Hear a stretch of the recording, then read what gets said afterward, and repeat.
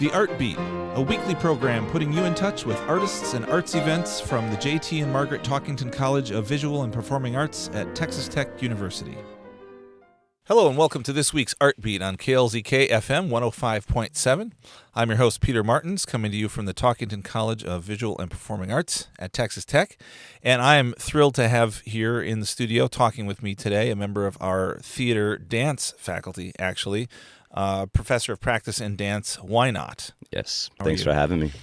Thanks for being here. So you may want to first explain why I'm giving you a single name.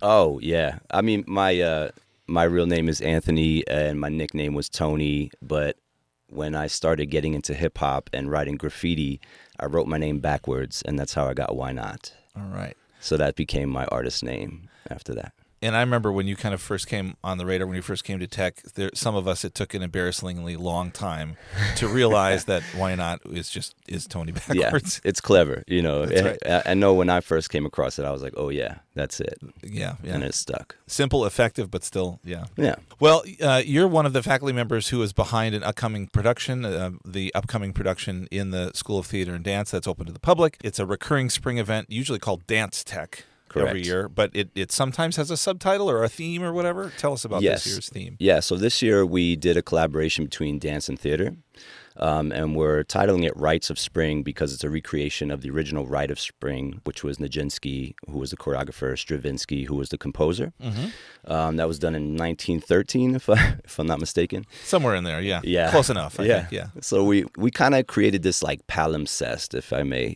We're taking a lot of the original feel, sound, storyline, and it kind of seeps through all these different, I would say, parts of our own interpretation, and each choreographer kind of had their own like take on it.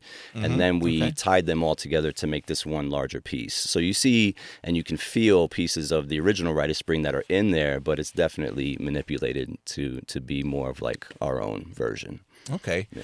Neat. And that is coming up right away this week, starting on Thursday, February 19th. There's a student preview on the 18th, but then it runs, Thursday, Friday, Saturday, and Sunday matinee, I yes. think? Okay. So a lot of chances to see it. And is it being held in the main Machen Theater space? Yes, in the Machen Theater, yeah. Okay, all right. So you said it's a collaboration between dance and theater. Correct. Are we talking about sets and costumes and that sort of thing? Yes, yeah, and some monologues and stuff too. So I'm co-artistic director along with Chris Staley. Also, Catherine Wilkinson is a part of the co-artistic directing as well. So they have their whole section where they have dance as well as speaking as well as acting, and then the dance is also kind of melded in between all of that. So it's nice. I mean, this is our first time approaching something like that. Normally DanceTech is just dance choreography showcases from our faculty, and if we have a guest artist for that year, they might put a piece on our students as well. Okay. But yeah, this time we took a shot at collaboration, so it was cool. Yeah. Okay. So as co-artistic director and choreographer, you're designing the show, designing the movements and such for student performers or for a mix of students and faculty performers? Student performers mostly. I'm also in the show. I have a small part in the show that I'm dancing as well. Okay. I created all of the music for the show. All the music. Okay. Yeah. So there's a good amount of production that I had to do on my end for that as well, which I created with synthesizers, acoustic instruments, software. Mm-hmm. Yeah. Okay. Yeah. Awesome. Okay. So it's a full collaboration, theater and dance and music all mixed together. What parts of the original Rite of Spring did you take? Was it kind of more of a conceptual inspiration, or did you take anything specifically from Nijinsky or Stravinsky? Maybe not so much choreographically. We did watch some, different iterations of other choreographers, not just Nijinsky, but also Pina Bausch did a piece as well. So choreographically, we really put our own twist on that. Musically, I did listen to the original Stravinsky work, and a lot of that is in the first piece, and then I start to diverge from there. And I tried to take moments in the music where there might be a recognizable melody or something like that, and keep that throughout, and then kind of dress it with other sounds around it to start to go into a different direction. Okay, yeah. Interesting. Boy, speaking of things forwards and backwards. Listen to Rite of Spring backwards. That's a hoot. Yeah, man. Get some inspiration there. Yeah. And the audience probably has heard at some point, I don't know, the old saw, as I would put it, about the original performance of Rite of Spring in Paris, that what you read in the kind of the top-level music history textbook or whatever, the most generic is what I mean by that. It caused a riot, and everyone left the theater, and sounds like it actually was much more to do with the choreography that was in the original production than the music. Evidently, the music was performed in a concert a week later, and everybody loved it. So it really wasn't. It sounds like it was Nijinsky that people were actually a little bit more riled up by than Stravinsky. Possibly, yeah. I think the combination of dance and the music might have done that, right? The music itself also was strange. I mean, he went very dissonant with a lot of the sound, and that is already uncomfortable, I think, in terms of how it sounds. But it also could be, in a way, like in your own way, you can interpret that. However, but then when you see a dance to it, it's like, oh. So they might be dissonant in the way they're moving, and then you're hearing that sound at the same time. It hits a little bit different, I think. So. Yeah, the whole is greater than the sum of the parts, or whatever. Right. Okay, yeah, interesting. Yeah. So, speaking of the story that you're responding to, I mean, it's not a fairy tale. It doesn't have a happy ending. It's not a walk in the park, right? So, how did you approach that with this production? I mean, we didn't want to, not take away from the impact of that story. It is really about a sacrifice, at the end of the day. So there are multiple sacrifices, I think, through our pieces, because each choreographer had a chance to do their iteration of that. So we have a riot, we have a sacrifice, we have many things that happen within the Rite of Spring that happen more than once. So interesting. Okay, so you kind of took some of the main themes from the original piece and put them in the blender and correct, or whatever. Exactly. Okay. Neat. Well, I really look forward to that. And tickets are available at the online and at the School of Theater box office here on 18th Street. Yeah. Okay. So tell us, why not, a little bit about your time at Texas Tech. You've been here for 4 years. 4 years. Now. Yeah, okay. yeah. Started as a guest teacher and then guest lecturer. And then now I'm the assistant professor of practice, So going up for my third year review now. All right, yes. So. Tis the season for those things, right? Yeah. Yes. So tell us a little bit about, I mean, I think it's safe to say that you were the first kind of hip-hop focused member of the dance faculty ever at Texas Tech. Yes. What's how did that come about, and what is there anything you might want to share about the kind of the scene in town or even the nation as far as these dance traditions evolving? Absolutely. So I got my undergrad at Arizona State University in 2017. Okay. One of the first full-time positions I got was at UWM in Milwaukee. Oh, okay. And one of the reasons why I went back to school was that I realized through our dance departments throughout the United States is that there wasn't much of a focus on hip-hop and or street dance. Okay. It's mostly based on ballet and modern or contemporary technique. And I'm like, okay, so where is the hip-hop? And does it have a place here? And as I look at the dancers and the students, I'm like, okay, so there's a space for hip-hop in terms of their technique. Okay. Right, especially now, I'm starting to see all of the off-Broadway and Broadway shows that are coming out, and the ability of a lot of those dancers is not just ballet. They're doing other techniques. They're doing other movements. And they have to, right? I mean, the demands of the shows are... Okay. So they should be getting some of that as well as ballet if they're going to go to school to get their degree, right? So I have created my curriculum for hip-hop dance, and I've been kind of shopping it around. Started doing it at ASU, brought it to UWM, and then when I came here as a guest artist first, before I became a guest lecturer, right. I put a piece on the students, and Kyla, who's our chair for the dance department, she was like, hey, I think we would be interested in like really taking this to another level if possible. Would you like to come here as a guest lecturer, or would you want to actually come here? And I said, well, as long as we push hip hop into the majors.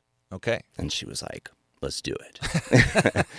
So that was a big moment for me. And I'm happy that, Texas Tech is the place to do that, because I also think that makes a statement, right? There's a lot of schools across America that have not taking that on yet. Okay. There's many reasons too. A lot of people who do dance like breaking or the things that I do don't have their degrees.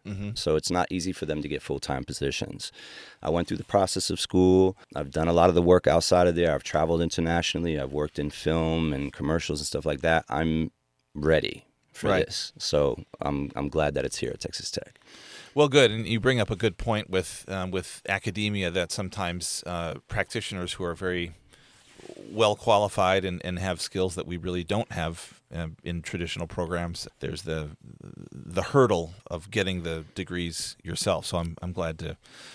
Sounds like you use the system to your advantage and to our advantage, really. Yeah, and you made it work. I didn't know about anything like that at first. I had to learn. I didn't know that was not happening even in the university. I went to school for computer science, my first degree. So I was nowhere near dance at that time, know. But you were doing it, I imagine, yes, right? For sure. Okay. I never thought of it as like a career path. Sure. I was like, I'm going to do animation and graphic design and all these other things. Then I was making music. I was doing all the things at once. And dance became a thing once I got into breaking competitively. And then that brought me outside a little bit more. And then I started to see also the need for dance in places like universities and other competitive spaces, things like that. So, okay. Yeah. Well, gosh, then I have to ask, with that, since you brought up the topic, Summer 2024 Olympics, breaking competition. Good idea, bad idea? Oof. That's a tough one because I think the conversation around art and sport is hard for us when it comes to breaking. Is it athletic what we do? Yes. Is it a sport? I don't know. We definitely lean more into the artistic side of it. It is dance, right? We dance to this music. There's an expression here, which I don't want to take away from sport as not being an expression either. So there's this weird line in between those things. I think the only thing that happened was we didn't represent it well enough on that stage. Okay. And there were some things that just took away the attention of what, possibly would have been something impactful. So. Okay. Yeah. Okay. Well, interesting. It was certainly a watershed moment, whether it was all good amazing. or all bad or I was or like, mixed. whoa. I couldn't believe I was watching it. I was like, this is really how far we've gotten. Okay. You didn't try to make the team yourself? No. I've been a coach, actually. So I started coaching the Russian team. They were not allowed to compete in the Olympics.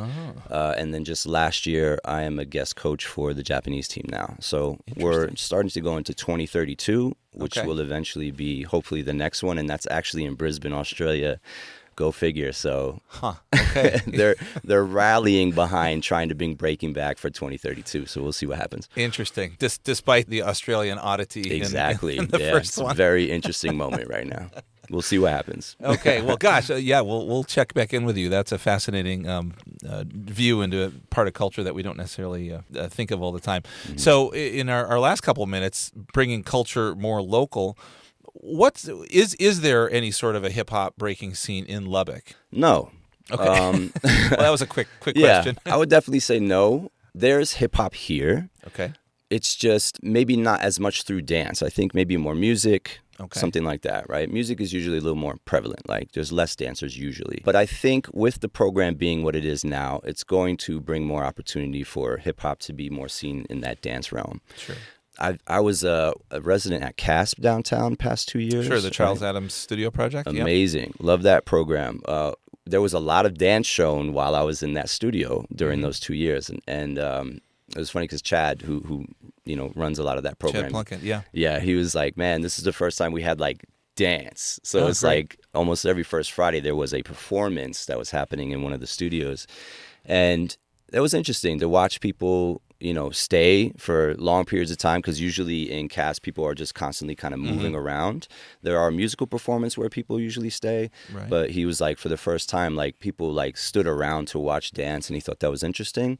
So I do feel like there's an audience for it here too. People are wanting it. We just need to get more like students involved, anybody else that's outside that wants to do hip hop dance involved, and start displaying it to the public. All right.